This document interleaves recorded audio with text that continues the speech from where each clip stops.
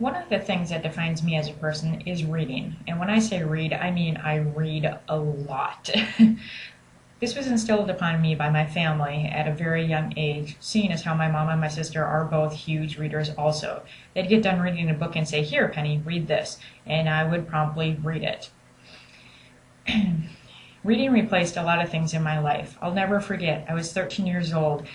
We were taking a road trip up to Alaska for my mom's 20th high school reunion, and I was laying in the back seat with my nose stuck in the book, and my mom saying, "Penny, put down the book, enjoy the scenery around you. You don't know if you'll ever get to come back here again."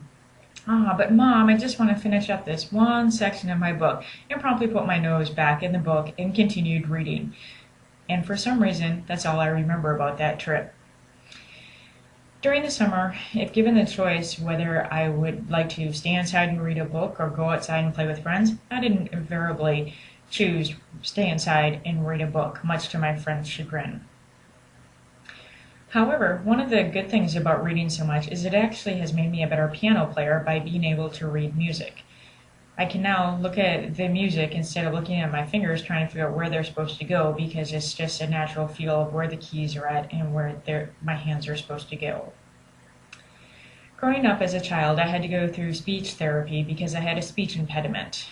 One of the things that we did in therapy was we did a lot of reading aloud to get over the different speech impediments that I had, and various sounds were more pronounced.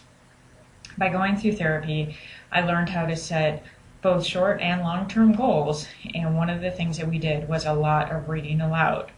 At first, it was horrifying to me to have to read out loud to my classmates because I sounded like Sylvester the cat and I didn't want them to laugh at me. However, with long hours of practice and reading aloud, I was able to get over my speech impediment.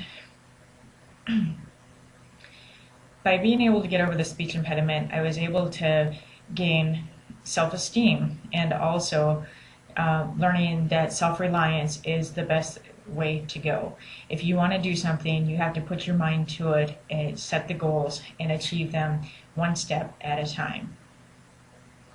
By reading, you can learn how to do a lot of different things. Some of the things that I've learned how to do from reading are cooking, because I love to cook. I'll read a cookbook and be like, "Oh, this sounds good. Let me try this," and I'll change things up. And I've actually been told I'm a pretty decent cook without any formal or informal training by my family, because we were always so busy doing our own things. The other thing is languages. I'm here in Spain for the second time, actually. I spent my sophomore year in high school here as a foreign exchange student. However, being back in the States for 18 years and not using my Spanish skills, I was kind of rusty. So when I found out I had orders here, I checked out a bunch of Spanish books from the library and started brushing up on my language skills. The other thing that reading has done for me is I now get to experience the history firsthand of what we read in American history books about Christopher Columbus.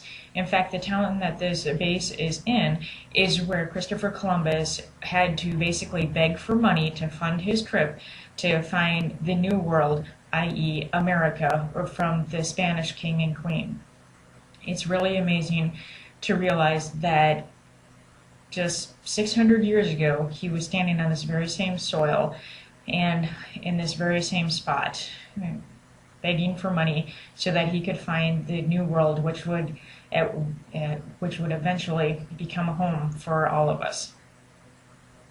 So by my family encouraging me to read so much, I've learned many basic skills and advanced skills, and I've put them to good use. Therefore, I will continue to read as much as possible. Thank you.